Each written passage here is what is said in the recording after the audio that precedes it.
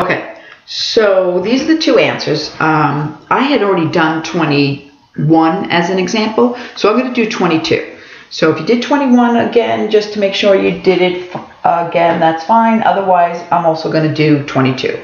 So it's D20E base 16. I'm going to change that to base 10. Okay, so remembering that this is a 0 column. This is the 1, 2, 3. So it's going to be D times 16 to the third plus 2 times 16 squared plus 0 times 16 to the first plus E times 16 to the 0. Okay, so a D represents 13. So this is going to be 13 times 4,096 plus 2 times 256 plus 0 times 16 plus an E represents 14. 14 times 1. Okay, so when I multiplied here, I got 53,248. This was 512. This is 0, and that's 14. And when I added them, I got 53,774. So that's the answer to 22. Okay, so now the other question was number 35.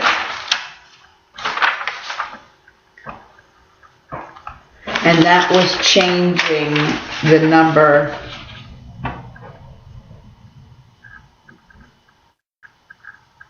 9,455 into base 16. Okay. So now I'm going to divide 16 into 9,455.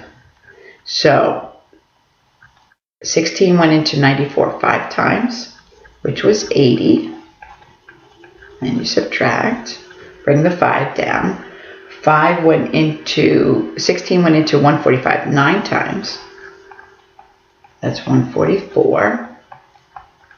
16 goes into 15 0 times. So this is my remainder, and that's going to be an F.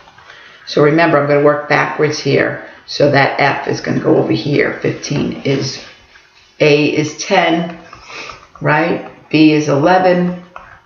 C is 12. D is 13.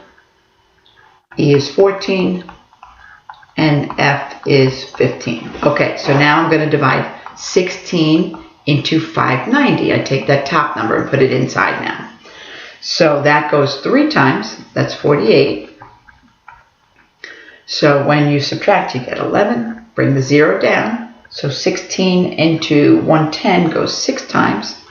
That's 96. So now the remainder is 14. And that's my E. So that E goes right here. Okay, so now it goes 16 into 36. That goes twice with a remainder of 4.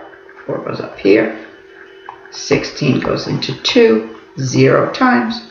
Here's my remainder of 2. So there's my number, 24EF, base 16.